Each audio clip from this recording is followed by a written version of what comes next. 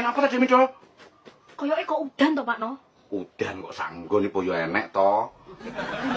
Mana koyo gak sak baene. Sampeyan biyen nak wis tak omongi to. Gawe warung kuwi dipageri pisan, dadi ben gak disalahi wong.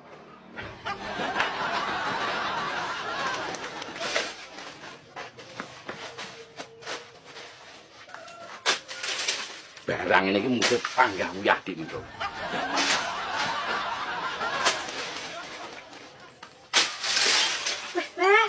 Akeh tuh lek nyebar, Pak no. Nyebar uyah niku kudu akeh dik Mindul, dadi kono nggone bendang minggat.